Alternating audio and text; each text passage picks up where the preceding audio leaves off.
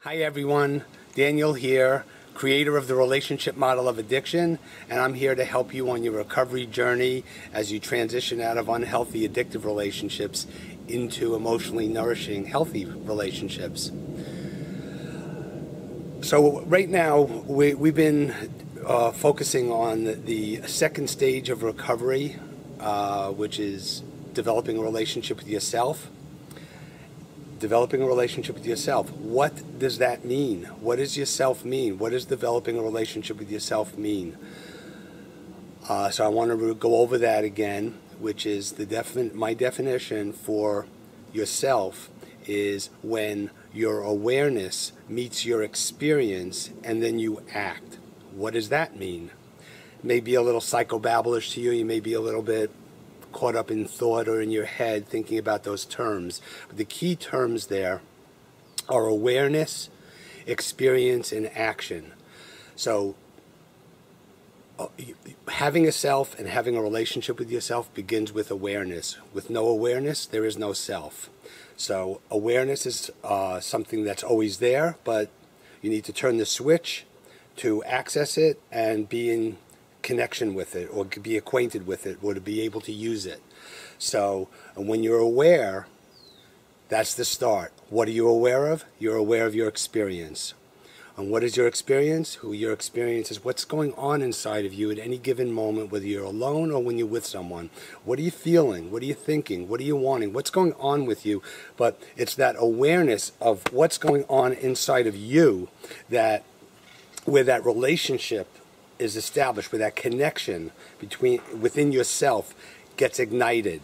And then what I'm talking about in terms of acting is with that awareness of your experience, you then act. And act means communicating or doing something that is coming from that awareness of your experience. It's just saying, it's oftentimes just expressing what you're aware of in your experience at any given point in time. Now, so that's really, I may repeat that several times. We talked about it in the past, but now I'm going to kind of move a little bit forward and tell you that almost every week, almost all the time, every week, or maybe almost every day with clients, I'm always talking about taking care of yourself. What does taking care of yourself mean in a relationship? Because relationships are really, the quality of your relationships, we talked about this, has to do with the quality of your relationship with yourself, and also what that means is whether you're taking care of yourself and to the extent that you are and able to take care of yourself. So before I get into what does taking care of yourself mean more specifically, I want to start that by talking about shifting the paradigm from dysfunctional family systems and dysfunctional relationships to healthy ones. And as you recall, one of the definitions that I use to define a dysfunctional relationship is one in which you do not feel safe to express yourself freely and spontaneously, to be fully present, because if you are, it will jeopardize the relationship. So you're conditioned, so you're trained to kind of make the other person happy, do what you think the other person wants, do what you think will make you look good in the eyes of others. But all of these motivations and ultimately your communications are not congruent, are not real and honest and true to what your experience is, because if you do that, you're going to jeopardize the relationship.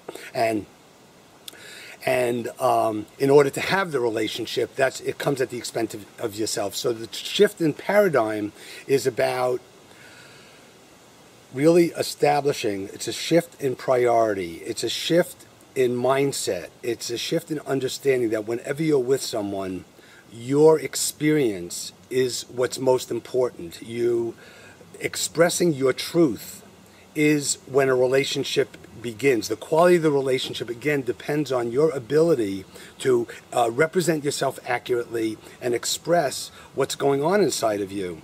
Remember, one of the principles I talked about in terms of defining a relationship, a healthy relationship, is two separate autonomous entities, two separate selves that come together and create a bridge of understanding through their communication. But what they're understanding is who they are. So the communication is always a process of kind of like comparing notes. This is me, this is you. I'm here, you're there. There's a boundary, and it's a comparing notes and a discovery and an unfolding of what my experience is in contrast to what your experience is. And from there, there's a union and a creation or an understanding that's achieved. And then you have that, then a relationship is formed based on that connection, that understanding, and that rapport. So, now I'm going to talk to you about what is it, when you're taking care of yourself, you're shifting the paradigm and making your experience and your truth the top priority. That's what you think of first. Whenever you're with someone, what are you feeling? What are you thinking? What are you wanting? What's going on inside of you? So what I recommend is to practice every day, once a day, telling someone who you're with or in a relationship with what you're aware of. Preface the sentence, what I'm aware of right now, what I'm aware of thinking, what I'm aware of feeling, what I'm aware of wanting, and sharing that, and then looking for the other person to respond in kind in terms of what they're aware of. It may sound a little contrived and a little weird and a little awkward to preface every sentence with what am I aware of right now.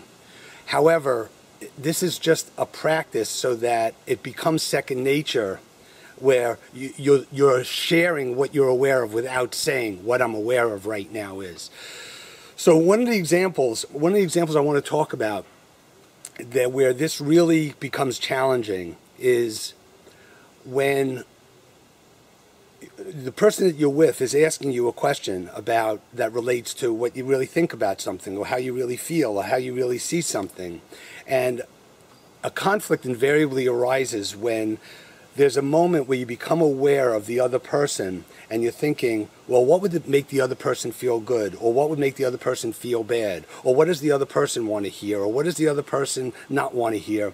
And while you go into those thought processes, you're losing connection with your truth and what's going on with you. So you need to be making a decision again that your truth is going to trump what you think the other person wants to hear, or how the other person's going to feel, because it's your ability to come out. So the example that I was going to talk about is, let's say I had this come up recently where a friend was asking me what I thought of his writing article that he wrote, and I'm really aware that, because I love him, we love each other, we're so close, and we have this history. I want to be supportive, I want to be constructive, I want to make him feel good, I want to encourage him. But there were things about the article that he wrote that I had problems with. It didn't work. That either wasn't well written, or it didn't fit, or it didn't flow, or I didn't get, or it just didn't work.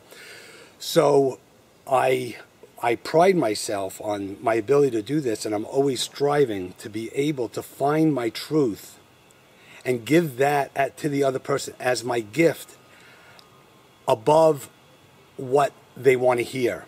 It's the giving and sharing of your true experience in the moment that's the ultimate gift, where intimacy can build on that when you establish a space where you can be totally yourself, and that safety is there for you to come out. Because like I said before, when you're shifting the paradigm from relationships where you're not safe to come out. So this is how you create safety in a relationship, and you do this by coming out, expressing your truth, but establishing that doing that is your top priority if you want an intimate relationship. So that's the lesson, that's the discussion for today.